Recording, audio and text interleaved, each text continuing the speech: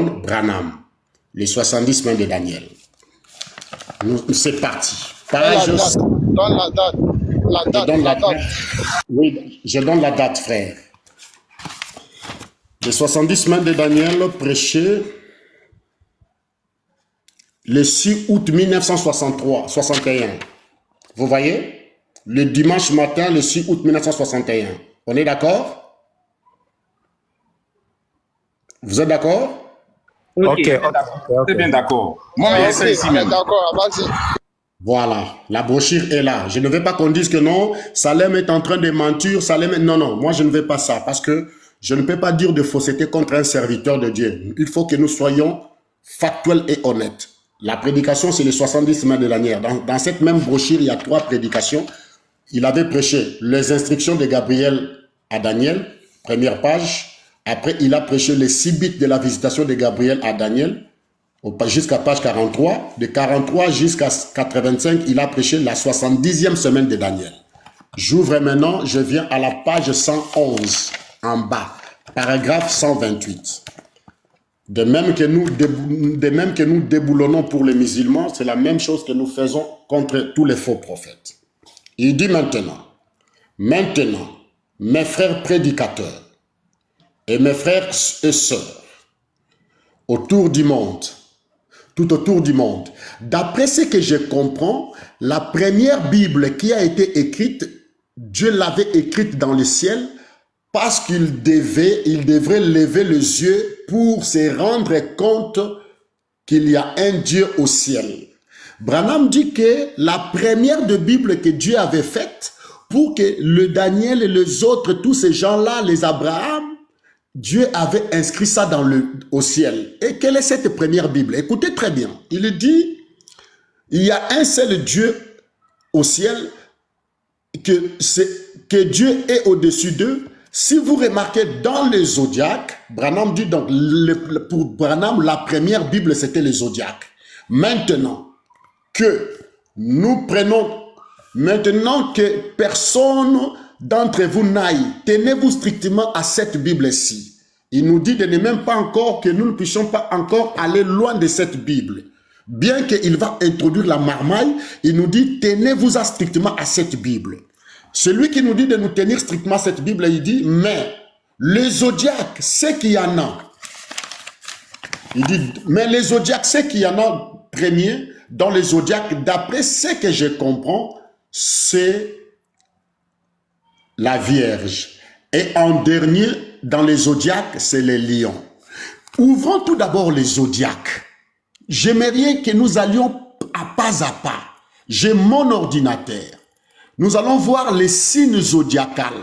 Est-ce que dans les zodiaques, le premier signe dans les zodiaques, était-ce le lion et le dernier signe, c'était la Vierge? Non, la Vierge et les lions. Parce que Branham voulait introduire une chose pour nous marmailler. Alors, allons dans les zodiaques.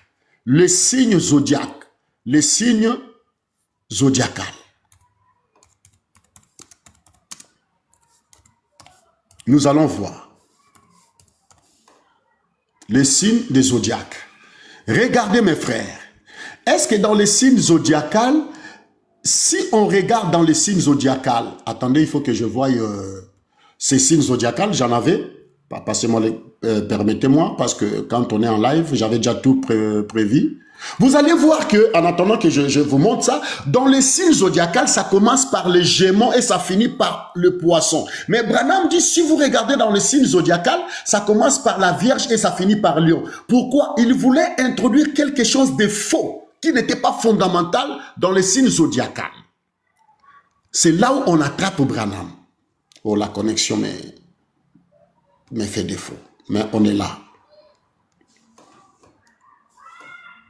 Miss l'a tapoté et envoyé les fleurs. Envoyez les fleurs parce que il faudra que les enfants de Dieu soient avec nous. Voilà. Merci beaucoup. Mettez sacrificateur en grand. Et après, je reviens. Mettez sacrificateur en grand. Parce que nous travaillons. Voilà. Salem, on fait comme ça. Pour ne pas que ta connexion fasse défaut là. Voilà. Toi seulement tu dis, nous on flamme. Regarde, je te donne un exemple. Moi-même voilà. La même là. Regarde par exemple, hein, avant de mettre sacrificateur en grand, regarde quelque chose. Moi-même la même là, je suis positionné même. Hein? Regarde. regarde, ce que tu parlais là, regarde. Alors, où c'est même? Derrière ça qu'elle est là. Voilà. Voilà le paragraphe qui est là. Voilà, maintenant, mes frères, voilà. tout est là. Aujourd'hui, tu dis seulement, nous, on te sort ça. Voilà. Merci. Tu peux lire ça. Voilà, merci. Mettez un peu sacrificateur en grand, que les gens voient tout d'abord. Voilà. Vous regardez. Bouge, voilà, c'est bon. Voilà, voilà. Vous voyez, nous avons la Vierge à côté et nous avons le lion à côté. Mais regardez, ça ne commence pas par le lion et ça finit par... En bas, c'est les scorpions, ce n'est pas les lions. Mais pourquoi William Branham a voulu nous marmailler? Frère, Excusez, frère Salem. Oui, je vous écoute. Ouais, bon, je pense que sacrificateur devait mettre le premier signe du zodiaque selon leur voilà l'autre photo là, parce que le premier signe commence par le bélier, je pense. Par le bélier, merci beaucoup. Exactement, ça commence par le bélier. Mais par rapport, pourquoi frère Branham parle de lion et vierge? Parce que lui, il ne fait pas référence de l'ordre de bélier jusqu'au gémeaux, je pense. Aux gémeaux, voilà. Jusqu'au poisson. Jusqu'au poisson.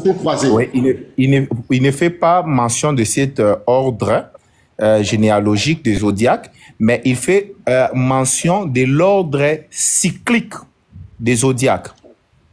Par rapport au cercle des zodiaques, les zodiaques se présentent comme un cercle. Le lion et la vierge sont au même endroit. Tu verras qu'après, il y a les lions. Que Dieu te bénisse, mon frère. Il y a les lions et il y a la vierge. Donc, quand tu commences avec le lion, tu finiras par la vierge. Si tu commences en retournant par la vierge, tu finiras par le lion. Moi, je ne pense pas que c'est de la marmaille. Écoutez, ça c'est cyclique. Maintenant, selon Écoutez, frère Philippe, parce que nous avons le Pierre selon l'ordre de naissance des fils de Jacob. Tu vois, ça, ce n'est pas cyclique. Maintenant, il y a l'ordre de naissance des fils de Jacob. Il y a Ruben qui est la pierre de Sardoine. Benjamin, c'est la pierre de Jaspe. Vous voyez, frère? Voilà pourquoi quand on est dans cet enseignement, ce n'est pas de la blague. Maintenant, quand on vient dans l'ordre cyclique, ils sont côte à côte. Il y a les lions, et il y a la Vierge, et il y a les lions. Et vous allez voir que la Vierge vient au mois de septembre. La Vierge n'est jamais venue au mois d'avril. Frère Philippe, tu peux vérifier les informations. La Vierge ne vient jamais au mois d'avril. La Vierge, dans l'ordre cyclique, il vient au mois de septembre. Tu peux vérifier ça, frère. On peut même le vérifier l'information. Mais dans l'ordre de naissance, d'après Exode chapitre 28, on dit, Dieu dit je lis ça, attendez, écoutez, Exode chapitre 28. J'aimerais vous lire ça. Restez comme ça, frère. Reste comme ça, frère. Exode chapitre 28. Il dit,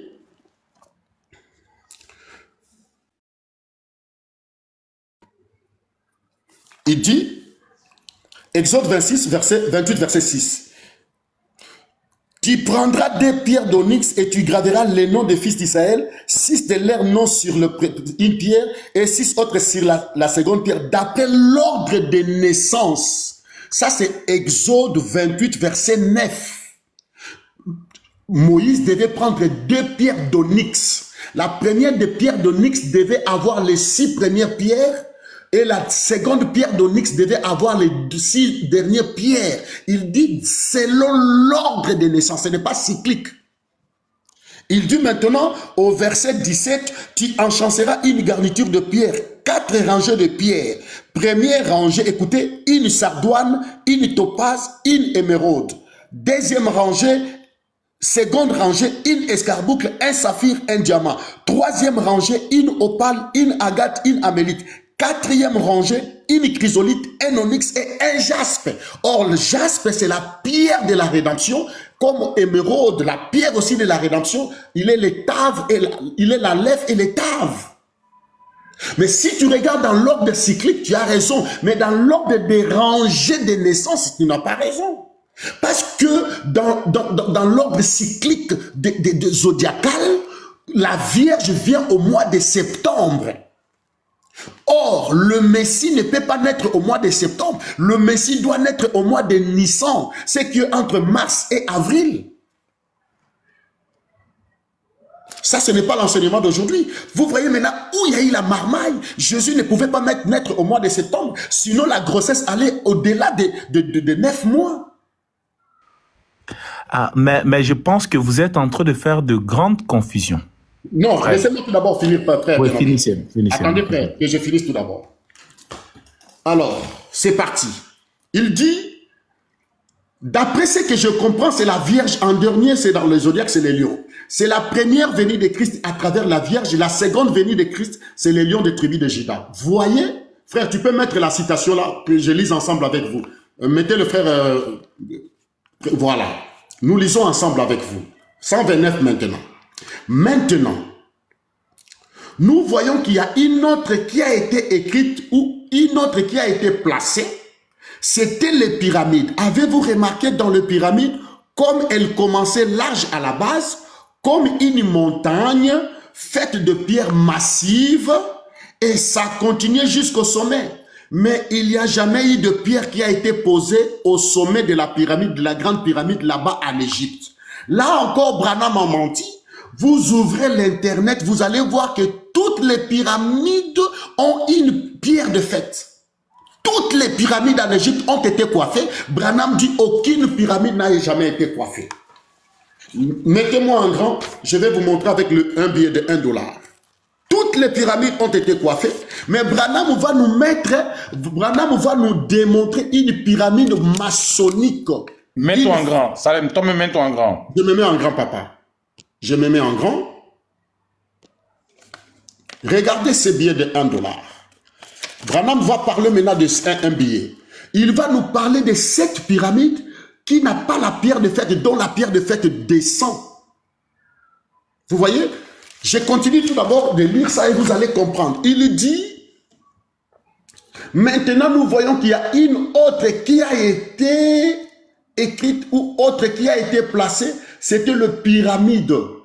Avez-vous remarqué dans le pyramide comme elle commençait large à la base, comme une montagne faite de pierres massives, et ça continue jusqu'au sommet. Mais il n'y en a jamais eu de pierre qui a été posée au sommet de la pyramide, de la grande pyramide là-bas en Égypte. Prenez, si vous avez un billet de $1 dans vos poches, prenez un billet d'$1 et regardez là, vous allez voir d'un côté le sceau de Dieu. Il dit, si vous prenez le billet d'$, de ce côté, vous voyez le sceau des États-Unis, de l'autre, vous allez voir une pyramide. Mais pourquoi Branham va nous parler de la pyramide maçonnique? Il va dire que ça, c'est la seconde Bible. Continuons, frère. Il dit, il y a la pierre, il dit, en bas et au-dessus de la pyramide, il y a une pierre de fête. Et c'est un grand œil. Branham dit, je parlerai de ça aussi, il dit, si vous regardez dans cette pyramide, à l'intérieur, il y a un œil. L'œil. À l'intérieur de la pierre de fête, il y a un œil. Aujourd'hui, nous allons même enseigner pourquoi Branham parle de la pierre de fête avec un œil, mais pourquoi la Bible va nous parler d'une pierre qui a 7 yeux.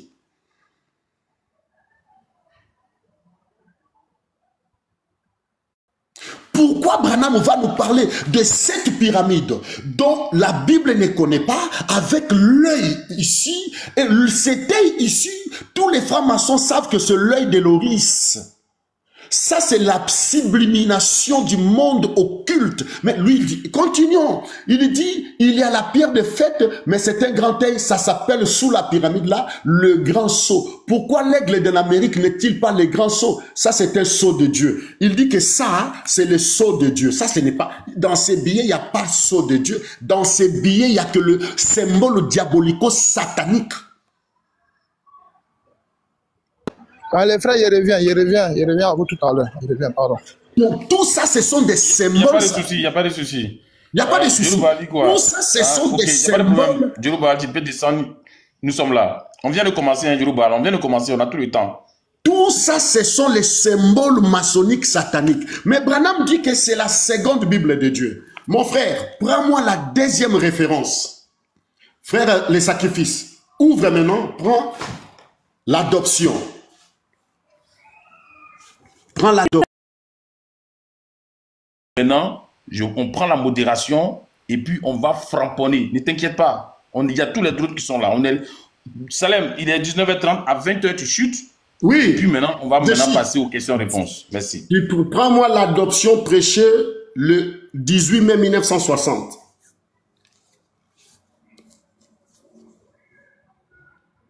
« 18 mai 1960. » Combien? L'adoption, ça c'est donc c'est l'intitulé Le Fils de Dieu manifesté, prêché le 18 mai 1960.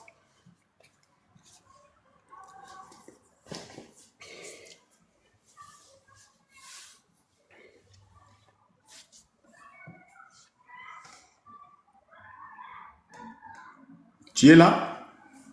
Le paragraphe. Paragraphe 45, gagnons du temps. Toi, tu peux lire. Paragraphe combien? 45. Je vais voir la première partie d'abord rapidement. Ça commence par comme David. Le Fils de Dieu manifesté, hein? Paragraphe 45-46.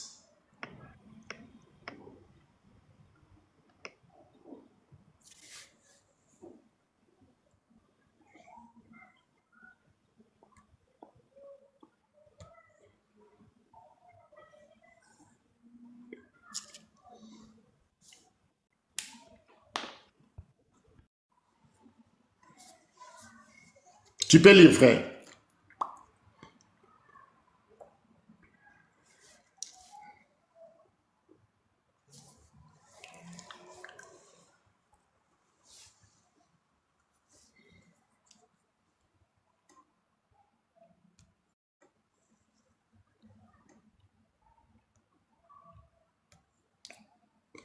Le sacrifice, tu as trouvé, hein?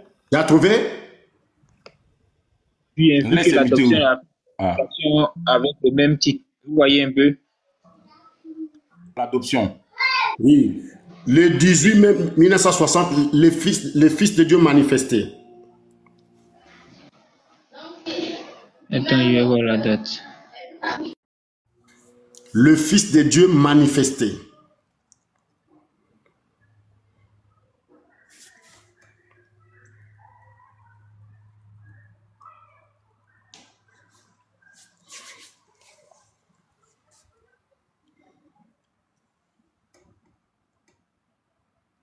Tu as trouvé? Bon, ce que j'ai, ça commence par comme David qui était allé chercher le 3 points de suspension, je ne sais pas si c'est ça.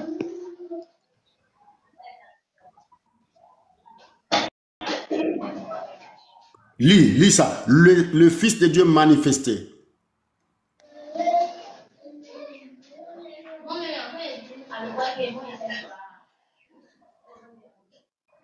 Il va te dire que non, il y a eu 3 pyramides. Non, non. Oh mon Dieu.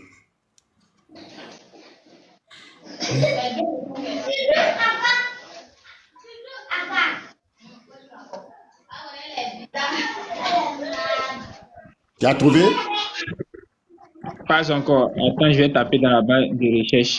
Toi-même, il faut mettre en grand, tu as lu, non? On va.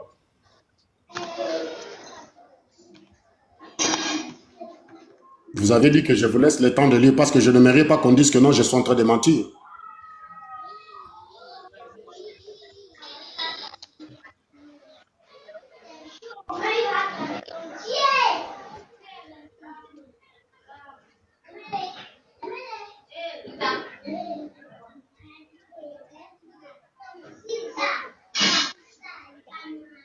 Il va parler de Enoch. Il dit, regardez Enoch, il était descendu là-bas, il a construit la pyramide, tout ça. Tu vas voir ça.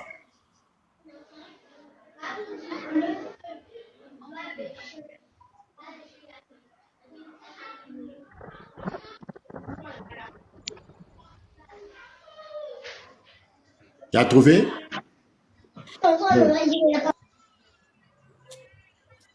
Les sacrifices vivants, tu as trouvé? Parce que le temps passe.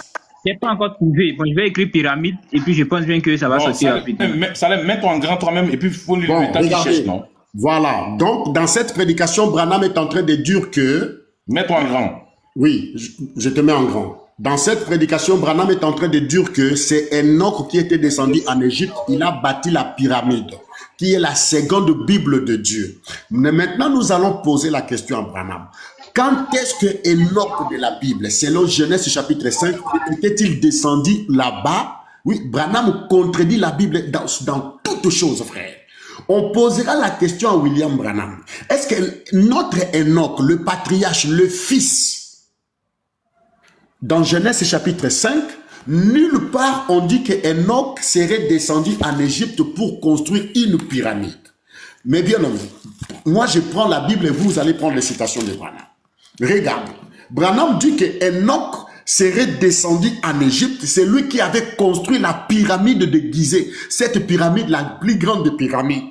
Alors, mais quand nous lisons dans la Bible, dans Genèse chapitre 5, le verset, moi je prends Genèse chapitre 5, le verset 21.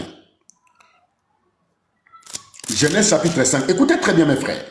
Enoch, âgé de 65 ans, engendrant Mathushaël. Enoch, après la naissance de Mathushaël, marcha avec Dieu 300 ans. Il engendra des fils et des filles. Et tous les jours d'Enoch firent de 350 ans. Enoch marcha avec Dieu, puis il ne fit plus parce que Dieu l'ait pris. Enoch était enlevé. Et quand Enoch est enlevé, écoutez très bien mes bien-aimés frères et sœurs. Quand Enoch est enlevé, il n'y avait pas encore les tableaux des nations. Il n'y avait pas encore des nations. Les nations vont connaître leur nom dans Genèse chapitre 10. Là, Enoch n'est plus sur la terre. Le petit-fils d'Enoch, Dieu l'a appelé à l'âge de 500 ans. Genèse chapitre 5.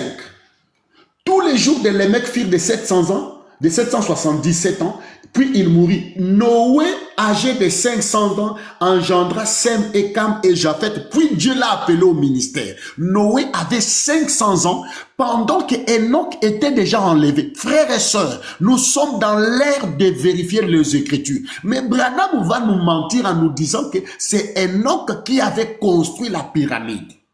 Or, la pyramide, si nous lisons la définition de la pyramide c'est les nécropoles ou les tombeaux des pharaons. Qu'est-ce que Dieu a à foutre avec les tombeaux des pharaons pour en faire sa Bible, frères et sœurs? Est-ce que le Dieu de la Bible peut prendre sa parole, mettre ça dans les tombeaux des pharaons? Et Branham va nous mentir en disant que c'est Enoch qui a construit la pyramide là-bas. C'est très grave. Maintenant, nous quittons Genèse 5, Genèse 6, Genèse 7, Genèse 8, Genèse 9, Genèse 10. Il y a eu déluge, Dieu a détruit la terre. Maintenant, on doit recommencer la terre. Dans Genèse chapitre 10, écoutez-moi très bien, c'est là où on appelle ça les tableaux des nations. Là, Enoch est déjà enlevé plus de 1000 ans qui séparent Genèse 5 jusqu'à Genèse 10, plus de 1000 ans, frère. Enoch n'était pas là. Maintenant, dans Genèse chapitre 10, écoutez très bien.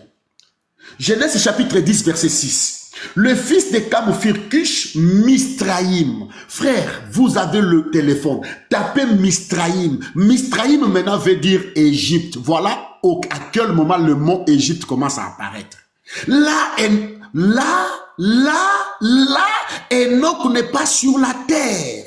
La terre était submergée par l'eau. Enoch était déjà monté avant que la terre soit submergée par l'eau. Il n'y avait aucune nation qui portait mention Égypte ou Misraïm. Misraïm vient 1000 ans après. Qui est le fondateur de Misraïm? Le fils de Cam,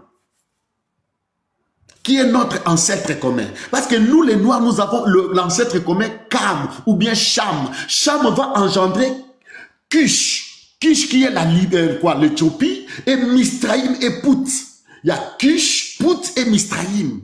Misraïm, c'est cette nation qu'on va appeler plus tard Égypte, mes frères. À quel moment Branham va nous marmer en nous disant que Enoch était descendu en Égypte, il a construit la pyramide. Tu me dis que je suis l'accusateur de Branham parce que tu aimes le Branham plus que le Seigneur Jésus-Christ. Branham vous fait des allégations qui contredisent la parole. Ouais, Salem, il y a une citation où Branham parle de Enoch qui a écrit et puis il a placé ça dans la pyramide. Et voilà, lis-moi ça. Voilà, lis-moi ça. Exactement. Donc, dans la prédication, je resterai. Voilà. Los Angeles, au paragraphe 13. Voilà. Il dit ici, nous avons eu 3 Bibles écrites. L'une d'elles est en haut, au ciel. C'est le zodiaque. Il commence par la Vierge et se termine par Léo le lion. Voilà. La première venue et la seconde venue du Seigneur Jésus au cours des différents âges. Et puis il dit, nous voyons donc cela jusqu'à ce que Enoch en écrit une autre et qu'il plaça dans la pyramide. Le 3e est sur papier. Là, je m'arrête là. Voilà. Donc, Branham dit que c'est Enoch. Je ne fais pas des allégations. Maintenant, si vous tapez Misraïm dans votre téléphone, vous allez voir que Misraïm, c'est le fils de Cam. Alléluia. Misraïm, c'est le fils de Cam. Je me mets en grand pour qu'on ne dise pas que je dis de bêtises. Je me mets en grand parce qu'aujourd'hui, regardez. Vous voyez, on dit Misraïm, fils de Cam. Vous voyez, on dit quoi? Vous avez vu? Oui, je vois Misraïm. Je vois Misraïm. Misraïm, on dit fils de Cam. Maintenant, on définit qui est Misraïm. On dit Misraïm est un personnage de la Genèse dans la Bible. Fils de Cam, il est donc le petit-fils de Noé pour les Juifs antiques. Le pays des Misraïm était l'Égypte. Vous voyez? Donc, quand on parle de Misraïm pour la première fois dans la Bible, mes bien-aimés, écoutez très bien, c'est dans Genèse 10, verset 6. Là, Enoch est déjà parti. Enoch n'était pas là. Mais Branham dit c'est Enoch qui est descendu en Égypte pour construire la pyramide. Mais Enoch était où? Frère Prince, frère, ne sois pas endoctriné, ne sois pas lobotisé. Nous sommes dans les Écritures. On dit bien, le fils de Cam furent Cush, Misraïm, Put et Canaan. Le fils de Cush, Sabat. Ce sont eux qui ont fondé les tableaux des nations. Maintenant, toi, tu veux défendre un homme au lieu de défendre la parole. Frère, maintenant, pour que je vous donne que le Misraïm, c'est lui, Égypte. Prenons Genèse 50. Quand notre grand-père, Jacob, va mourir, écoutez ce que dit la Bible. J'aime beaucoup la Bible, frère. La Bible met KO à toutes les fausses doctrines. Quand Jacob est mort, qu'est-ce qui s'est passé quand le patriarche est mort? Vous allez voir que quand le patriarche est mort, dans Genèse chapitre 50, on dit que, verset 11, écoutez bien, les habitants du pays, les Cananéens firent témoin de ces deuils dans le désert d'Atad. Ils dirent, voilà un grand deuil parmi les Égyptiens. C'est pourquoi l'on a donné le nom d'Abel Misraïm. D'Abel Misraïm. Pourquoi? Parce que c'était le désert de l'Égypte. Mais toi, ton prophète dit que Enoch, c'est lui qui était descendu en Égypte pour construire la pyramide. Or, la pyramide, elle est diabolico-satanique. Ce sont des tombeaux de Pharaon. Quel est le rapport entre le tombeau de Pharaon et la Bible et la parole de Dieu, frère? Frère Prince, j'étais plus branhamiste que toi. J'étais plus branhamiste que toi. Maintenant, toi, quand tu vas monter, tu vas prendre la Bible. Tu nous dis que non, voilà, la Bible dit que la pyramide, c'est la parole de Dieu. Et tu vas nous éprouver par noir sur blanc que ça là, ça vient de Dieu. Or ça, ce sont des emblèmes satanico-diaboliques. Branham dit que dans cette pyramide, il n'y a qu'un seul œil. Or, frère, mes bien-aimés, notez ça bien. Notez ça bien. Dans la Bible ne parle pas de la pierre de fête. La Bible parle de la pierre angulaire. Mais Branham vient nous introduire les choses maçonniques. Il nous parle de la pierre de fête. La pierre de fête n'existe pas dans la Bible. Branham nous dit, je ferai encore ça, Branham nous dit, si vous regardez, vous allez voir au-dessus de cette pierre, il n'y a qu'un seul œil. S'il était un prophète, il allait corriger ça. Mais si tel est le cas, mais il faut que les princes hôtels, tu dois aussi faire des tatouages dans ton corps, parce que tous les grands de ce monde, ils ont des tatouages de cette pierre de fête, avec l'œil de l'oris dedans. Il me reste 11 minutes. Je vais déboussolonner ça. Regardez maintenant. Branham parle de la pierre de fête. Mais la Bible reconnaît Jésus la pierre angulaire. Mais Jésus étant la pierre angulaire, il a combien de yeux? Branham dit cette pierre a un seul œil. Mais écoutez bien, frère Lazarus projette. Écoutez très bien, mes bien-aimés frères et sœurs. Là où je vais chuter pour donner la place aux autres. Je lis simplement les Écritures. Nous allons voir et Branham et la Bible qui a raison. Branham dit que cet œil a un seul. Cette pierre-là a un seul œil. Lisons maintenant la Bible. Branham contre la Bible. Si quelqu'un monte ici, commence à marmailler, il sera maudit. Zacharie chapitre 3. Les sacrifices, toi tu me prépares Zacharie 4. Moi je lis Zacharie 3, toi tu lis Zacharie 4. Vite parce qu'on va gagner du temps. Ah, Seigneur Jésus. Des fois... Zacharie 4 à partir du verset. Non, toi attends-moi. Moi je lis tout d'abord. Toi tu prends Zacharie 4, moi je prends Zacharie 3. Ah, Seigneur. Nous sommes dans le combat, il est écrit, il est aussi écrit. Toi prépare-toi Zacharie, je vais te donner. Toi tu vas lire Zacharie 4, 10. Moi je lis tout d'abord. Zacharie 3, 9. Écoutez, toi tu prépares Zacharie 4, 10, moi je lis Zacharie 4, 3, 9. Voici je ferai venir mon serviteur les germes, car voici pour ce qui est de la pierre que j'ai placée devant Josué, il y a 7 yeux sur cette pierre. Mais Branham dit, il y a un seul œil dans cette pierre. Branham appelle ça la pierre de fête, mais la Bible appelle Jésus la pierre angulaire. On dit, Branham dit, dans cette pierre, il n'y a qu'un seul œil. Mais la Bible dit, une pierre avec 7 yeux. Qui croire? Je vous pose la question. Toi, tu lis Zacharie 4, verset 10. Zacharie 4, à partir du verset 10, il est écrit. Car ceux qui méprisaient le jour des faibles commencements se réjouiront en voyant le niveau dans la main de Zorobabel. Ces sept sont les yeux de l'Éternel qui parcourent toute la terre. Amen. Amen. Vous voyez que la pierre de Jésus a 7 yeux, a 7 pieds. Vous voyez, la pierre de Jésus, on appelle la pierre angulaire, a 7 yeux. La pierre de Branham a un seul œil. Et cet œil-là, on appelle ça l'œil de l'oris. Maintenant, il faut croire qui? Maintenant, l'agneau dans la position spirituelle a aussi les 7 yeux et les 7 cornes. Apocalypse chapitre 5, le verset 6. Je lis. Écoutez bien mes bien-nommés. Parce que le branhamisme, frère, c'est l'islam. Apocalypse 5, verset 6. Et je vis au milieu du trône et des 4 êtres vivants, et au milieu des 4 vieillards, un agneau qui était là comme immolé. Il avait 7 cornes et 7 yeux. Alléluia. L'agneau quitte la position angulaire, il devient l'agneau. Comme dans la position angulaire, il avait 7 yeux, dans la position prophétique étant l'agneau, il a aussi 7 yeux et 7 cornes. Mais Branham dit, la pierre de fête a un seul œil, l'œil de l'oris.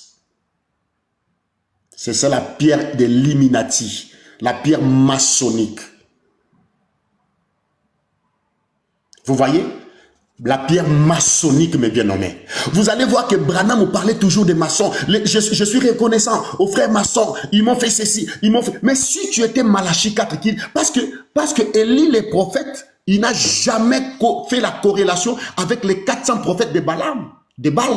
Il n'a jamais copulé avec eux. Mais pourquoi votre Branham parle toujours des histoires maçonniques à tout moment qu'il lui ouvre sa bouche? Il introduit toujours les choses maçonniques dans l'église.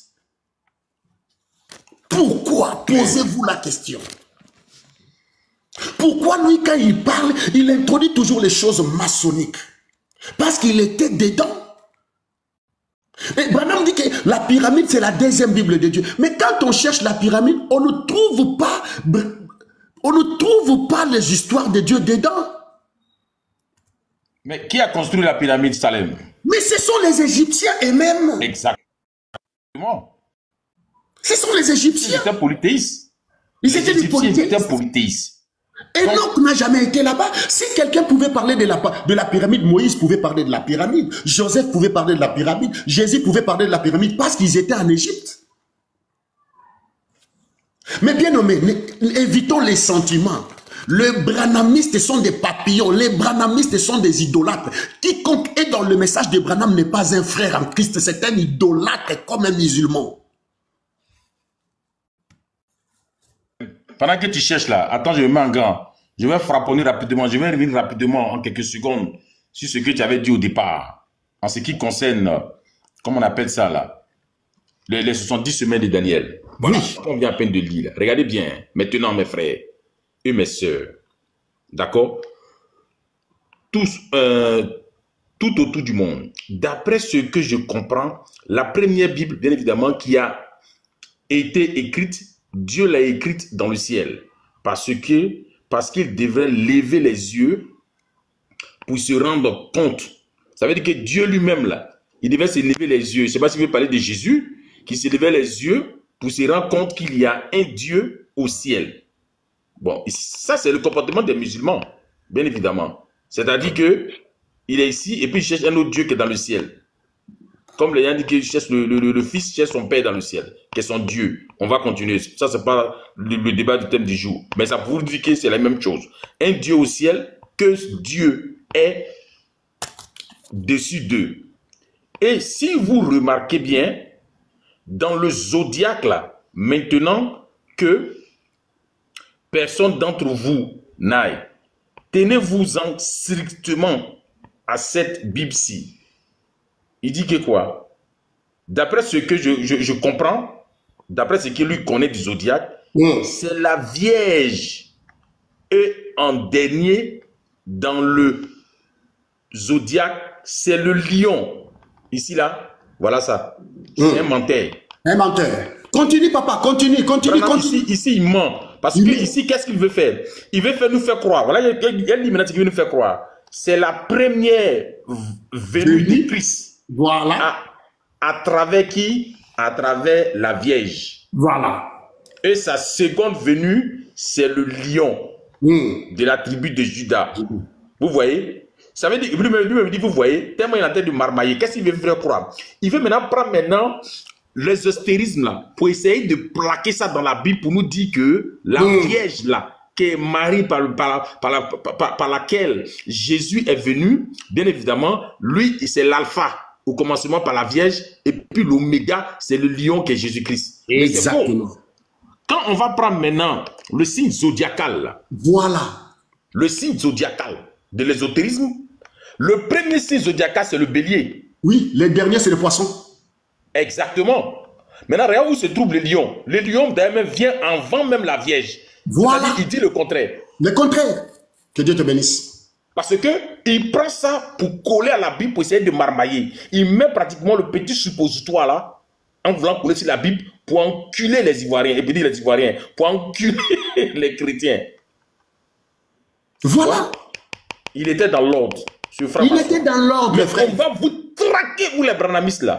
Il était dans l'ordre. Il n'a qu'à faire la demande, il va monter. On est là pour vous ce soir là. Shalom. Il était dans l'ordre. Et Branham dit que la pierre, toutes les pyramides en Égypte n'avaient pas la pierre de fête. Mais mettez-moi en grand. Regardez même la vidéo. Ils vont lire l'air. Vous voyez? Cette pyramide a la pierre de fête déjà. Mais Branham dit aucune pyramide dans l'Égypte avait la pierre de fête. Mais c'était déjà venu. Mais il voulait nous amener où? Il voulait nous amener dans l'idolâtrie de la franc-maçonnerie. Branham a introduit sournoisement la franc-maçonnerie. Voilà pourquoi les Hautiels, le prince, ils sont lobotomisés dans leur tête. Ils ne voient plus la Bible, ils défendent un homme. Ou qu'est-ce qui est dans la pyramide comme la parole de Dieu? Est-ce que vous voyez dans tous ces pierres, il y a eu la parole de Dieu? Quand vous regardez la vidéo, vous voyez la parole de Dieu dedans? Est-ce que dans cette colosse de pyramide, est-ce qu'il y a la parole de Dieu dedans? Posons-nous la question, est-ce que dans cette pyramide, on peut trouver la parole de Dieu? Ou qu'est-ce que ça a à voir avec notre rédemption? Branham vient nous dire que non, regardez tout ça. Frère, ne défendez pas un homme. Défendons la parole. J'étais un défenseur de Branham. Aujourd'hui, je ne défends plus Branham. Je défends la parole. Parce que cette pierre ici, ça c'est... Frère, je vais vous faire voir. Ça c'est la sommité de la Kabbale. Et ceux qui ont inventé même ces billets étaient des gens de loge, des maçons. Mais comment toi, un prophète de Dieu, tu vas commencer à nous enseigner des choses dont les apôtres n'ont pas enseigné? Tu nous enseignes quoi? Tu veux nous amener quoi? Ça, c'est de la Kabbalah. Regardez, frère, tapez simplement le temple maçonnique. Vous allez voir dans tous les temples maçonniques, il y a cette pierre ici. Avec les auréoles. Qu'on appelle ça l'émanation luciférienne. Mais toi, Branham, tu te dis un prophète du temps de la fin. Comment tu peux amener ces choses kabbalistiques dans le... Voilà, à l'intérieur ici de là. Vous voyez la pyramide. Est-ce que dans cette pyramide, il y a les écritures où on peut lire la Bible? Où on peut trouver des références de la Bible pour notre repentance? Donc si je vais maintenant prêcher, je dis, oh, allez dans la pyramide. Dans la pierre comme ça, il est écrit quoi dans toutes ces pyramides ici? Frère Philippe, frère, mais bien aimé, je vous supplie, ne défendez pas un homme. Ne défendez pas un homme. S'il vous plaît, ne défendez pas un homme. Défendons la parole. Ne défendons pas un homme. Défendons la parole. Avant que le précurseur, tu peux prendre la parole, je cherche une vidéo, nous allons regarder comment même la construction de Branham Tabernacle avait les éléments de la franc-maçonnique. Je vais vous... Aujourd'hui, là, on est là même si jusqu'à 2 h du matin, nous sommes là. Frère, ne défendons pas l'indéfendable. Il est déjà 19 h juste, je pense. Je ne sais pas si on peut intervenir. Oui, on va chercher la vidéo. En attendant, je fais circuler la parole. Voilà pourquoi tu as cette émotion-là. D'accord. Non, je ne défends pas un homme. On va faire circuler la parole. Philippe, on t'écoute. Shalom, bienvenue sur le panel. Shalom, bonsoir à tous. Vraiment, merci beaucoup. Comme je le disais, c'est la première fois que je puisse vous découvrir. Je suis tombé là. J'ai écouté ce que le frère Salem a parlé depuis le commencement, depuis le début de son exposé. Il a commencé par les zodiaques pour dire que frère Branham s'était trompé. J'aimerais d'abord souligner que je ne viens pas défendre un homme, mais défendre la vérité. C'est vrai qu'aujourd'hui, dans le message de frère Branham, il y a beaucoup de gens qui ont abusé, qui fait des frères Branham, c'est que lui-même n'était pas. Là, je suis totalement d'accord. Et je souligne aussi que frère Branham était un homme qui avait des hauts et des bas, des erreurs aussi, qu'il pouvait parler quelque chose, qu'il pouvait se tromper. Il n'était pas, l'ainsi dit le Seigneur, le oui et l'amen, tout ce qu'il dit était exact. Donc, il y avait des choses aussi qui s'étaient trompées par la datation, par des faits historiques peut-être. Il a dit quelque chose qui n'a pas vraiment très bien maîtrisé la chose et c'est comme ça. Mais quand même, c'était un homme qui était très sincère à se dire. Alors, pour commencer, vous avez parlé sur le zodiaque que frère Branham a menti parce que il a parlé que le premier c'était la Vierge et ça finit par les lions. Et là déjà j'avais répondu pour dire que il faisait mention des cercles des zodiaques parce que le zodiaque est symbolisé comme les cercles. Quand on voit les cercles dans un cercle, il n'y a pas le début et la fin. Le début, ça dépend de l'endroit où toi tu choisis commencer le cercle. Par exemple, le monde rond, comment tu vas dire que bon, le monde commence par où? Ça commence par les États-Unis ou ça dépend de là où toi tu mets ton début. Et frère Branham, lui, par rapport à l'enseignement dont il voulait parler, et puis les termes, hein, c'est quoi? Il voulait peut-être faire allusion de la venue du Seigneur. Il n'a pas dit que Jésus était né pendant la saison de la Vierge, pendant l'époque de la Vierge. Branham n'a pas dit ça. Il a dit, il a fait allusion. Il dit, si vous remarquez avec les zodiaques, il y a la Vierge et ça finit par les lions. Et dans l'ordre cyclique des zodiaques, on voit que le lion et la Vierge sont à côté. Si tu commences par la Vierge... frère Philippe, s'il te plaît. Frère Philippe, frère Philippe, ici, on ne vient pas avec la philosophie, s'il te plaît. Donnez-nous des citations où Branham dit que Jésus ne vient pas d'après la Vierge. Donnez-nous des citations, frère. Je vais te donner beaucoup, mon frère. Non, donnez maintenant, frère. Pas je vais. Frère, les enfants. Écoutez, frère. S'il te plaît, frère. Ne faites pas comme des musulmans. S'il te plaît. Les enfants de Dieu qui sont en bas là, ils ont payé leur connexion. Ils ont besoin de la vérité. Alors, donnez-nous les sources, frère. Quand il lit comme ça, tu as vu quand nous on a parlé avec les sources.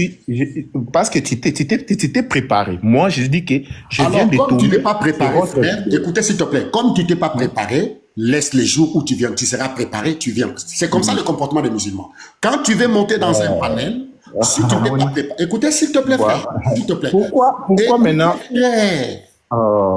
Mais les choses que j'ai dit est vérifiable, je peux les vérifier maintenant. Je les vérifie, je te cherche. Mais pourquoi tu as peur si tu as la vérité? Il faut on n'a pas besoin de la philosophie. Le roi Salem, attends un instant, Salem Royal, attends un instant. Mais si vous avez dit des vérités, pourquoi vous avez peur? Donnez-nous les sources. Oui, monsieur Philippe, voilà, Salem, j'en mets de l'ordre, comme je suis le modérateur, voilà. Je suis, voilà. Alors, précurseur, pardon, pourquoi il dit qu'on a peur? Moi, je suis monté même pour lui calmer. Tout ça, on va, alors, je ne veux pas dire qu'on a peur, on n'a pas peur. Est-ce que vous ne me laissez pas le temps? Parce qu'il a parlé. Non, mais je vais te donner un temps. Ne vous inquiétez pas. Le précurseur. Monsieur Philippe, pardon. Je vais vous donner un temps, vous allez parler. Ne vous inquiétez pas, il y aura un chrono. Personne ne va vous se démuter pour vous déranger. Vous serez tranquille. Non, le précurseur, je peux dire ceci. Je vous ai posé la question. Mais attendez, attends. Monsieur Philippe, attendez. Vous allez parler. Je vais vous donner le temps, vous allez vous exprimer. Ne vous inquiétez pas, il y a le chrono qui sera là. Seulement, lorsque vous allez parler, si vous avez des sources pour corroborer, pour renforcer, pour appuyer votre déroulé, il n'y a pas de souci. Parce que nous, quand on parle avec des sources. Ou bien si vous n'avez pas ça en tête, vous n'avez pas ça dans la main, vous donnez tout simplement le paragraphe et le nom de la brochure. Nous sommes là, on va aller chercher et on va plaquer pour vous. Sur ce, monsieur Philippe, je vous accorde 3 minutes, vous avez le crachoir. Une question, pardon, une motion, pardon. Excuse-moi, Yaya. Oui, d'accord. Tu sais que moi, je pars pas loin. J'ai une motion pour Philippe, frère Philippe, bon, je vais dire frère Philippe. Frère Philippe, je voulais juste poser une question, genre, est-ce que ce que roi Salem Royal venait de lire, d'expliquer, est-ce que pour toi, c'est faux ou c'est vrai? Si tu peux nous donner la réponse sur ça. C'est tout ce que je voulais savoir. Beaucoup de choses, il a mal expliqué ça. Et puis, ce sont de fausses choses qu'il maîtrise. Excusez-moi les termes, parce que vous m'avez posé une question directe. Il n'a pas maîtrisé beaucoup de choses, à se dire. Donc, si vous me laissez le temps, je vais tout expliquer. Voilà. Frère Philippe, excusez-moi s'il vous plaît. Il a le temps. Je lui ai donné le temps. Non, ok. Je lui ai donné le temps. Vas-y, monsieur Philippe. Vas-y. Ok. Donc, j'aimerais d'abord dire ici que Frère Branham, dans plusieurs de ses prédications, il affirme que Jésus était né au mois de mars et ou d'avril. Il dit que Jésus est né entre mars et avril parce que il ne pouvait pas naître au mois de décembre. Comme le frère Salem disait qu'il était branhamiste avant, si réellement il était branhamiste, il sait très bien que frère Branham prêche que Jésus n'était pas né au mois de septembre, au mois de la Vierge. Il parle de la Vierge par rapport à l'illustration. Il dit que vous voyez même dans le zodiaque est en train d'annoncer la venue du Seigneur. On le voit même dans le ciel avec le zodiaque parce que si vous prenez à partir de la Vierge, vous finirez par les lions. Les jugements. Vous commencez par la Vierge, vous finirez par les lions. Donc, c'est là qu'il est en train de dire, mais il ne dit pas que Jésus était né dans le période zodiacale de la Vierge. Parce que Branham explique que Jésus était né au mois de mars. Au mois de mars, il dit, si l'ange avait visité Marie au 6e mois, c'est-à-dire que Jésus-Christ devait naître entre mars et avril. Il y a plusieurs citations. Si vous pouvez faire des recherches là, parce que vous avez dit, vous pouviez m'aider aussi, parce que je n'étais pas préparé pour les citations, mais vous pouvez taper sur vos recherches. Vous allez voir que Branham dit que Jésus était né entre mars Et moi-même, je suis en train de, comme j'ai un seul téléphone, si je sors, ça va couper. C'est pourquoi j'essaie de rallumer ma machine, comme je n'ai pas aussi l'électricité, pour vous trouver la citation où Frère Branham l'a dit que Jésus était né entre avril. Donc, quand vous dites que il a dit que Jésus était né au mois de septembre, là déjà c'est mentir pour lui le problème. C'est mentir parce que là, il n'y a pas une citation où Branham dit que Jésus était né au mois de septembre. Parlons maintenant de la pyramide. Vous avez parlé de la pyramide. Que Frère Branham a menti pour dire que la pyramide n'était pas coiffée. Mais vous parlez de quelle pyramide? Parce que Frère Branham ne parlait pas de toutes les pyramides. Il parlait d'un seul pyramide, le pyramide de Gizeh, qu'on appelle les pyramides je pense que le nom m'échappe encore, de Khéops. Les pyramides de Khéops, les pyramides de Gizeh. Ces pyramides-là, quand vous le voyez, même récemment, vous avez mis la vidéo de cette pyramide. On voit très bien qu'au sommet, moi j'étais en Égypte, on voit très bien qu'au sommet de cette pyramide, c'est pas triangulaire. La pyramide de Gizeh, mettez cela, c'est sur vidéo. La vidéo que vous êtes en train de mettre, on est en train de zoomer ça même. Et vous allez voir que sur cette pyramide-là, ce n'est pas fini. Il y a l'espace qui manque là d'une petite forme de triangle, de triangle qui reste là. Les pyramides de Khéops. Les pyramides de Gizeh, c'est cette pyramide que Frère Branham était en train de faire mention.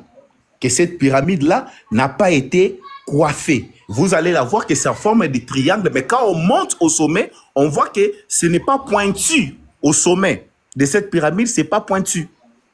C'est pas pointu. Oh, mais frère Philippe, pourquoi il veut prêcher sur la pyramide? Non, attendez, maman Elrey. Elrey, s'il te plaît, tu l'as interrompu, je vais te donner 1 minute encore. Ne le coupez pas. Désolé, pardon. Je te donne 1 minute encore, monsieur Philippe, pour chuter, non? Voilà, monsieur Philippe, voilà. Ah, précurseur. Qui est dur, hein? Non. Le pyramide de Khéops n'a pas été coiffé. Et Frère Branham, quand il parle de Enoch, c'est Enoch qui avait créé cette pyramide. Il ne parlait pas ça par révélation de Dieu, que Dieu l'a inspiré. Non, c'est par rapport à l'histoire. Parce qu'aujourd'hui, nous savons, nous tous, que même les historiens, les gens se doutent ce n'est pas les Égyptiens qui ont fait construire des pyramides. Les autres parlent des extraterrestres. Les autres parlent de géants. Il n'y a personne aujourd'hui qui peut prouver que les pyramides ont été construites par des Égyptiens ou par des géants. Mais il y a des histoires, il y a des récits historiques qui disent que Enoch avait laissé le plan de la vie éternelle, comment ne plus mourir. Et parmi ces plans-là, c'est ce qui a conduit les gens à construire le pyramide. Et c'est dans cette référence que Frère Branham est en train de faire référence. Merci beaucoup, merci beaucoup. Voilà. Attendez, donne-moi 5 minutes. Frère Philippe, dans un débat, dans un partage, il ne faut pas faire mentir les enfants de Dieu. Tu as dit que moi, je dis que Branham a dit que Jésus est né au mois de septembre. Je n'ai pas dit ça. Je dis sur le plan cyclique, quand on regarde le cercle, il y a le lion en haut et en bas, il y a le vierge. Le vierge, dans le plan cyclique, il vient au mois de septembre. Écoutez bien ce que je dis. Parce que vous défendez un homme, moi je ne défends pas un homme. Tu viens de nous mentir que la pyramide de Gizeh n'a pas de pierre de fête. Ça, je ne sais pas si je suis en train de mentir. Ça, c'est la pyramide de Gizeh. Tout le monde est en train de voir là. Vous voyez, la pierre de fête est là. Toutes les pyramides, regardez. Papa, il ne faut pas mentir les enfants de Dieu. Un jour, nous allons comparaître devant Dieu. Enoch n'a pas laissé le plan de la pyramide parce que Enoch n'était pas un architecte. Enoch était un prophète. Moïse, qui a écrit le livre de la Genèse, il n'avait pas lu les livres des gens. Si Branham était un prophète, Dieu devait les ramener comme il a ramené Moïse dans les temps pour qu'ils comprennent les choses. Si Branham s'est dit un prophète, le plus grand de tous les prophètes de tous les temps, comme lui-même le disait, mais comment il pouvait se contredire? Parce que Moïse n'était pas au jour de la création. Moïse n'a jamais vu Abraham, mais c'est Moïse qui parle d'Abraham. Arrête tout d'abord, écoute ce que je te dis. Moïse qui parle d'Abraham. Moïse n'a jamais vu Abraham le branhamiste. Vous êtes comme des musulmans, au lieu d'écouter la parole, vous écoutez un homme. Moïse n'était pas à la création. Mais si tu lis Genèse, c'est Moïse qui l'écrit sous l'inspiration divine. C'est Dieu qui a ramené Moïse dans les temps, dans l'éternité pour voir ces choses. Si Branham était un prophète, comment lui aussi il doit encore lire les livres des gens et commence à baser son enseignement? Tu dis que j'ai menti. Branham dit ceci.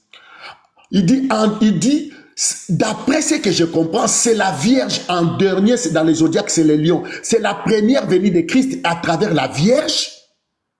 Et sa seconde venue, c'est les lions de la tribu de Juda. C'est-à-dire, il y a la Vierge, puis il y a les lions. Mais on a regardé dans le cyclisme, ça commence par les lions, ça finit par la Vierge. Toi, tu es qui? Frère, ne défendons pas les gens, défendons la parole. Voilà pourquoi j'ai toujours dit, une fois que le Seigneur m'a fait sortir du branhamisme, j'ai compris que si je mourais, je partais en enfer. Toi, tu viens défendre l'indéfendable. Nous avons toutes les pyramides. Ça, c'est la pyramide de Gizeh, avec la pierre de fête. Mais la pyramide dont Branham nous parlait, c'était une pyramide maçonnique. Lui-même, il dit, si vous avez un billet $1, Branham ne parle plus de Gizeh, Branham maintenant parle de pyramide $1. C'est là où il a introduit la Kabbale. Il dit, si vous avez un billet $1 dans vos poches, prenez un billet $1 et regardez-les. Là, vous allez voir d'un côté le sceau des États-Unis, de l'autre côté, il y a la pyramide en bas, et au-dessus de la pyramide, il y a la pierre de fête, mais c'est un grand œil. Branham ne parle plus de ça. Branham maintenant nous introduit ça. Il faut venir maintenant là. Parce que Branham dit ici, il dit, il y a un grand œil. Ici, il n'y a pas l'œil. On voit l'œil ici. De quoi Branham parlait? Est-ce que Branham maintenant parlait de cette pyramide ou bien la pyramide maçonnique? Claire.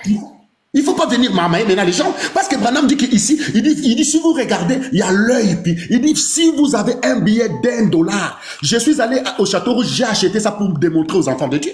Donc, Branham ne parlait plus de cette pyramide, il parlait d'une autre pyramide maçonnique. Donc, c'était un message codé. C'était un message... Mais c'était un message codé. Voilà. Vous voulez défendre quoi?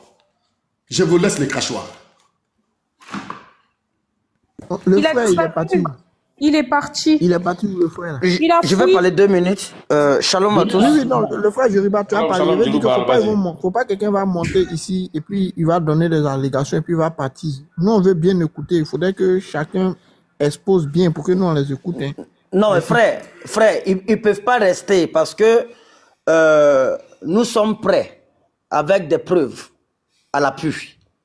Voilà. Et moi, je ne vais pas parler longtemps parce que ce que le frère, l'homme de Dieu, Salem Royal, est en train d'approuver, je ne peux pas faire plus. Mais on peut apporter juste une contribution. Vous savez, ce que moi je veux dire, c'est très important pour tout chrétien qui nous écoute. Nous avons mené un faux combat sur Internet depuis des années. Et pourquoi les gens détestent beaucoup de personnes, à l'occurrence Jeriba lui-même d'abord, parce que je ne marche pas avec les gens parce qu'il faut marcher. Aujourd'hui, nous voyons dans le milieu chrétien beaucoup qui combattent les musulmans, parce qu'on va revenir sur le ministère de la femme aussi un jour. Parce que Branham lui-même, il est d'accord pour le ministère de la femme. Branham est d'accord pour le ministère de la femme. On va revenir sur ça. Parce que avec le frère Salem et le frère Michel, on est en train de s'organiser pour faire quelque chose. Maintenant, regardez les choses. Vous les voyez. Lorsque vous parlez de la polygamie, vous êtes les frères. Lorsque vous parlez de la dîme, vous êtes les frères. Lorsque vous parlez du salut qui ne se paie pas, vous êtes les frères. Mais dès que vous commencez à toucher Branham, vous devenez des frères adamiques. Le frère Salem a dit quelque chose de très important ici. Moi, j'ai combattu des gens ici qu'ils ne devaient pas combattre. Pourquoi? Non pas parce que ces gens-là sont forcément dans la vérité. Mais avant d'attaquer les gens, soyez sûr que ceux dont vous marchez ensemble, là, vous dites la même chose. Amen. Je prends un exemple très simple. Regardez Yeshua. C'est un frère que j'aime bien. C'est un frère qui ne m'a rien fait. J'ai attaqué beaucoup de personnes ici dans le mouvement suivisme. Allumez-moi la lumière du salon là, Michel. Dans un mouvement de suivisme, Yeshua, il est dans sa position de Shabbat. Et j'ai dit la dernière fois, tous ceux qui font débat là, ils n'ont qu'à aller faire débat avec Yeshua sur le Shabbat. Mais quand il s'agit d'attaquer les musulmans, ils s'associent tous avec Yeshua, parce que Yeshua, oui, il a la connaissance, bien sûr. Ils s'associent avec Yeshua pour combattre les musulmans. Mais alors que vous-même, en réalité, vous avez des fausses doctrines, des doctrines lucifériennes, doctrines sataniques, doctrines maçonniques. Et lorsqu'on commence à parler de ce truc-là, vous cherchez tous les moyens pour pouvoir déstabiliser les gens. Regardez encore le grand frère missionnaire. Je ne suis pas d'accord avec lui. Du fait que Jésus-Christ n'est pas Dieu. Je ne suis pas d'accord avec lui. Mais au-delà de ça, c'est un grand frère. Voilà pourquoi j'aime, comment dirais-je, précurseur. Précurseur, il n'est pas dans le faux. Il n'est pas dans à peu près. Quand il n'est pas d'accord avec toi, il te le fait savoir directement que là, il n'est pas d'accord. Mais il ne fait pas de toi son ennemi. Mais ces gens-là, dès que tu te fais comprendre que la personne dont ils adorent, ce Branham-là, n'est qu'un franc-maçon. Donc, quelle est la différence entre les musulmans, les féticheurs, les bouddhistes et ces gens qui se disent chrétiens qui adorent Branham? Donc, frères et sœurs, je voudrais dire quelque chose de très important. Ceux qui sont sur Internet, là, ce ne sont pas vos frères. Mais vous avez le droit de défendre votre foi. Mais lorsque on commence, vous vous mettez ensemble avec les catholiques, avec les protestants, adventistes, les choïstes, tout le monde, vous vous mettez ensemble pour combattre les musulmans. Pourtant, vous-même, vous êtes dans le faux. Même les musulmans sont plus mieux que vous. Parce que les musulmans ont une position. Mais vous n'avez pas de position. Vous n'accepterez jamais qu'on parle de Branham en public. Lorsque quelqu'un commence à parler de Branham en public, il devient l'ennemi numéro 1. Voilà pourquoi il dit que je ne fais plus de débat. Mais maintenant, on va enseigner les gens. On va exposer le mensonge de Branham pour que beaucoup de personnes qui sont dans cette prison-là, tous ceux qui sont baptisés par ces Branhamistes-là, vous êtes dans le faux. Sortez, c'est une secte pernicieuse. C'est une secte. Donc, je dis encore, moi, je ne vais pas rentrer dans l'enseignement parce que les frères sont des choses grandes déjà. Donc, frères et sœurs, je termine en disant ceci. Sortez de cette manipulation sectaire. Sortez de là. C'est ce qu'ils m'appelle une vérité partielle. Ils vont vous prêcher le salut, ne se prépare. Oui, mais Branham croit que Jésus-Christ est Dieu. Oui. Donc, comme Branham croit que Jésus-Christ est Dieu, on va s'associer avec eux pour combattre le missionnaire. Comme missionnaire dit que Jésus-Christ n'est pas Dieu, donc missionnaire devient notre ennemi, et puis maintenant les Branhamistes deviennent nos amis. Mais c'est faux. Les Branhamistes sont plus pires que missionnaires. Alléluia. Ce n'est pas parce que quelqu'un dit que Jésus-Christ est Dieu qu'il est fils de Dieu, ou bien qu'il est chrétien, ou bien qu'il dit la vérité. Rentrez dans la profondeur pour comprendre ce qu'ils disent. Aujourd'hui, c'est même là. Ils vont vous appeler frère aujourd'hui. Lorsque vous commencez à dénoncer la fausseté, vous êtes des fils du diable. Vous n'avez jamais été prédicateur. Moi, je ne suis pas un suiveur. Et je dis encore que Branham est un faux prophète. Amen. Je le dis et je le répéterai. Donc, je me mute. Shalom. Amen. Que Dieu te bénisse. Sois béni. La voix est énorme. Hé, le petit là, va pas me laisser tranquille. Je ne peux pas grossir. Ah. Merci. Merci, Claire. Sois béni, Jirou Bahal. Mais le monsieur qui parlait là, rapidement, je vais framponner rapidement là, et puis on va avancer. Le monsieur qui est venu bavarder, qui a fait des allégations, et puis il a fui, là, monsieur Philippe, le Branamis. Mais on attend au prochain, il va venir. Il va venir après nous exposer cela. Regardez ici ce qu'on disait là, ce qu'on est en train de lire. Regarde, que j'ai présenté, qu'on est en train de lire, que voilà, ce que je disais là. Je viens à peine de lire. Il dit, tenez-vous strictement bien à cette Bible-là, voyez. Mais le zodiaque, ce qu'il y a en premier dans le zodiaque, d'après ce que je comprends, il dit quoi? C'est la Vierge. Et en dernier, dans le zodiaque, c'est le lion. Point. C'est la première venue de Christ. Ça veut dire que la Vierge, là, symbolise la première venue de Christ. Donc, Christ, là, il doit venir ça, au travers de ces signes-là. Parce que, quand il va naître, il va venir avec le signe zodiacal qui l'accompagne. Donc, Jésus est venu avec Vierge. Maintenant, on va interroger. Regarde par exemple ici le Branhamiste là. Lui là, c'est un branamiste qui est là. Voilà ce qu'il dit. Écoutez. Jésus naquit normalement le 1er, vers le 1er avril. Ainsi, c'était au printemps. Mais ceci est un jour juste consacré à l'adoration, ce qui est très bien en commémoration de sa venue dans le monde. Fin de citation. Dites à vos enfants, aux enfants de vos enfants, à vos amis à qui je ne sais pas, Jésus est né normalement le 1er, vers le 1er avril. Ainsi, c'était au printemps. Qui a dit ça? William Marion Branham. Dieu a pensé, William Branham a parlé, et nous autres ici, nous croyons sans discuter. Merci. Donc ici, le branhamisme radical là, ce Congolais là, parce qu'eux ils disent Branham ou rien, lui là, que Branham, Jésus est né dans le mois d'avril. S'il est né dans le mois d'avril, mais c'est un bélier, parce que dans le signe zodiacal, le premier bélier, là, voilà ça qu'elle a, dans le mois d'avril. C'est un bélier. Maintenant, si Jésus est un bélier, là, comment Branham, par quelle alchimie, lui dit que Jésus, il est vierge? C'est-à-dire que vierge, là, c'est le mois de septembre. Est-ce que j'ai menti? Mais le gars, c'est un marmailleur. Voilà! Mais il se fout de nous. Et puis il dit que quoi? Que c'est vierge. Donc après vierge là, hein, vierge, et puis c'est le lion. On trouve le lion, on va le trouver vierge. Le monsieur Philippe qui est descendu, le marmailleur, il dit non, comme c'est cyclique, on va commencer à lire le contraire. C'est-à-dire, on va prendre du poisson pour monter, pour que ça soit vierge premier, et puis, mais ça continue. Dans ce cas-là, c'est taureau, c'est chose, bélier qui devient le dernier. Mais si on retourne de façon cyclique, en haut, en bas, on tourne à gauche, mais c'est des philomanes. Alléluia. Une grande marmaille à outrance. Hein? Mais comment il peut marmailler, mentir comme ça? Mentir. Qui veut dire il connaît rien du zodiaque et puis prendre le zodiaque venir coller. En réalité, il sait très bien parce que l'ésotérisme, il maîtrise.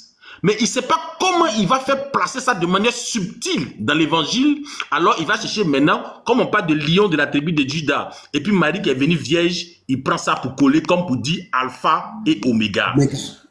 Après Christian, je vais te poser une question. Mais oui, merci, je t'écoute. Est-ce que, parce que aujourd'hui là, on se bat pour dire que il n'est pas, c'est pas le 25 que Jésus est né, ça c'est d'accord. Mais est-ce que c'est aussi écrit qu'il est né en avril, tel que le gars est en train de dire là? Parce que c'est pas dans les Écritures. Merci. Si c'est pas écrit, non, attends, non, ça, je réponds rapidement. Je lui dis, si c'est pas écrit, pourquoi il va au-delà de ce qui est écrit? Voilà. Merci. C'est un marmailleur, c'est un menteur. Maintenant, comme il sait que c'est pas écrit et il va aller au-delà, comment il va faire? Il va prendre l'ésotérisme maintenant dans le zodiacal pour plaquer de manière subtile le venin, mettre le levain dans l'enseignement. C'est un terroriste spirituel, c'est un bandit, un voyou. Exactement. Exactement.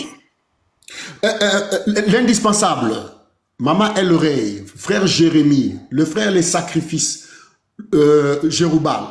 Pourquoi Branham entre dans l'exotérisme?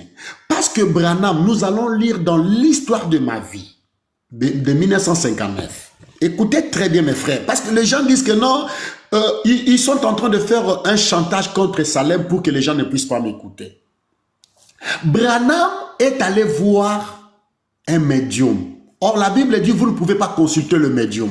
Le médium va lui dire, toi, Branham, tu es né au mois d'avril 1909. Le 6 avril. Le médium lui dit, le jour où toi tu es né, il y a eu la constellation d'étoiles, de même que quand Jésus-Christ était né, il y a eu la constellation d'étoiles, les 3 étoiles qui ont fait une étoile. Donc, tu es aussi puissant. Maintenant, Branham va nous amener à comprendre que Jésus est né au mois d'avril, le mois de naissance de brebis. Lui aussi, il est né le 6 avril. Voilà pourquoi le branhamiste dont vous voyez là, il dit c'est le mois de naissance. Donc, Branham veut vous faire voir que, comme Jésus était né, on va lire ça. Ne vous inquiétez pas, on aura tout le temps. Branham va nous enseigner que quand Jésus est né, les anges ont chanté. Quand lui aussi, il est né, un rouge-gorge aussi a chanté.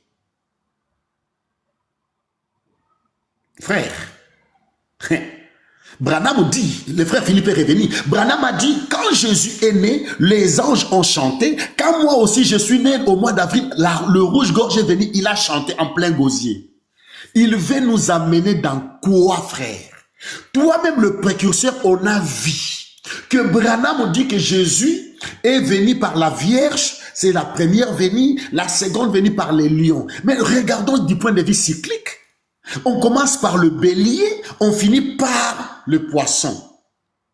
Pourquoi on veut marmailler les gens? On veut amener quoi? On veut amener quoi dans le peuple de Dieu? Parce que les gens commencent toujours à dire des bêtises. En attendant, donnez-moi 7 minutes. Regardons la vidéo. Mettez-moi en grand. Vous allez voir beaucoup de choses. Les gens vont lire l'air. Je me mets en grand.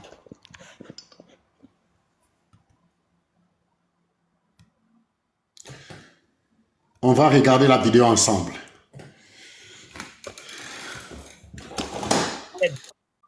C'est la même vidéo, même j'avais positionné. Regardez ma caméra.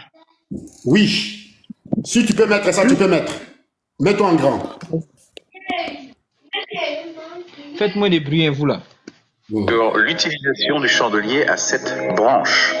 La menorah, à la fois dans la franc-maçonnerie et dans le tabernacle Branham. D'accord. Un symbole puissant dont on va analyser les différentes interprétures. Commençons par un aperçu de la franc-maçonnerie et de ses symboles clés. D'accord.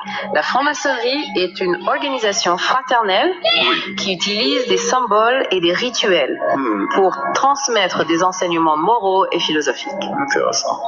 Un de ces symboles les plus connus est l'étoile à 5 branches. Oh oui, l'étoile à 5 branches. Souvent associée à la connaissance et à la sagesse. On la retrouve partout dans la franc-maçonnerie. Oui. Mais avant de parler de l'étoile, parlons des Shriners. Qui sont-ils exactement? Les Shriners, ou Ancient Arabic Order of the Nobles of the Mystic Shrine, sont une société paramaçonnique nord-américaine. D'accord. Paramaçonnique signifie qu'il faut être franc-maçon du 3e degré pour devenir Shriner. Je comprends.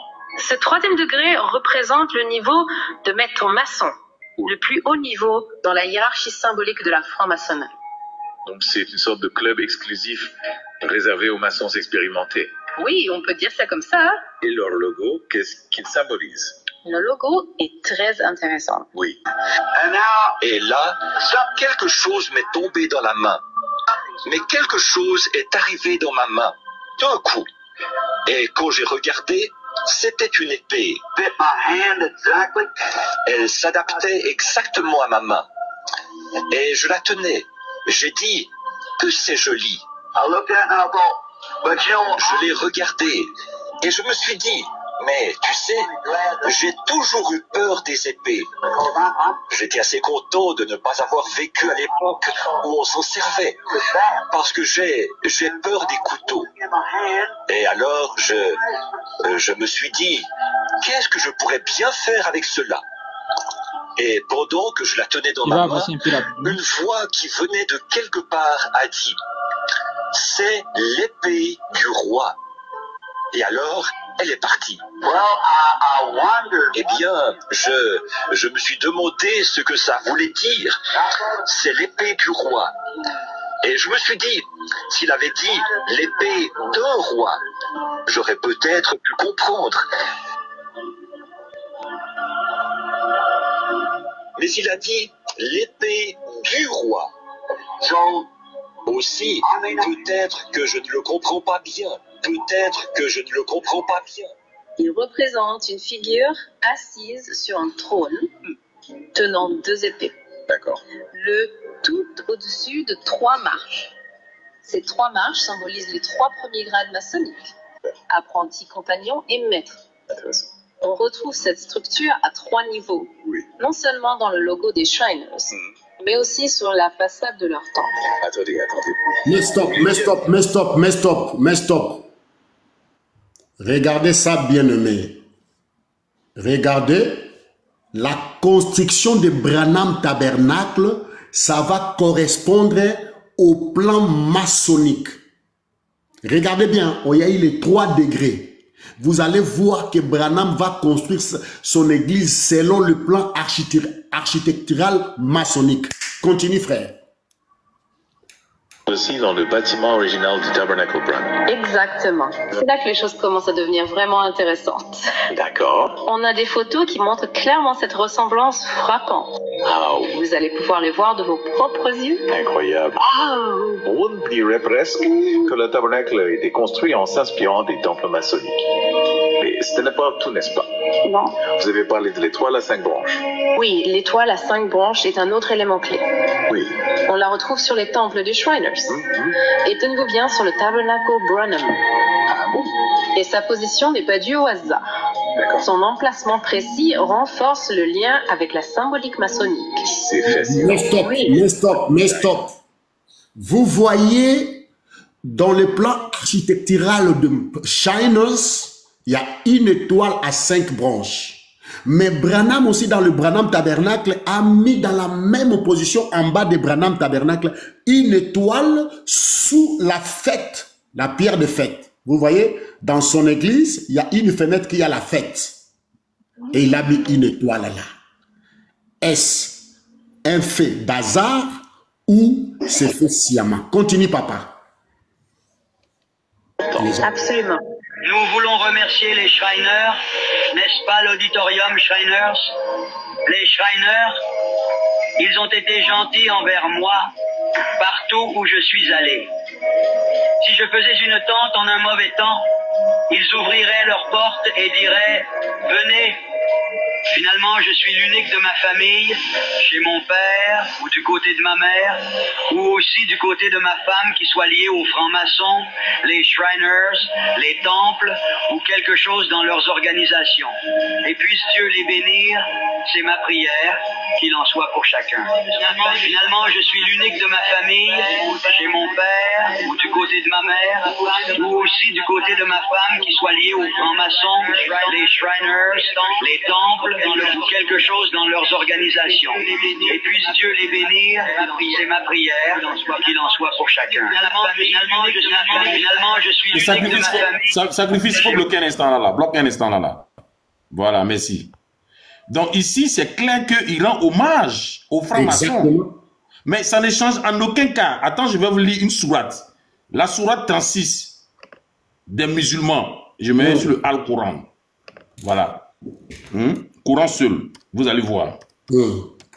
Bloque ça, papa, bloque ça. Bloque ça. Aujourd'hui, là, les branhamistes, la fête les demande monter. Aujourd'hui, c'est le jour de la délivrance. Sourate 36, c'est les musulmans. Ayat 1. Voilà ça qui est là.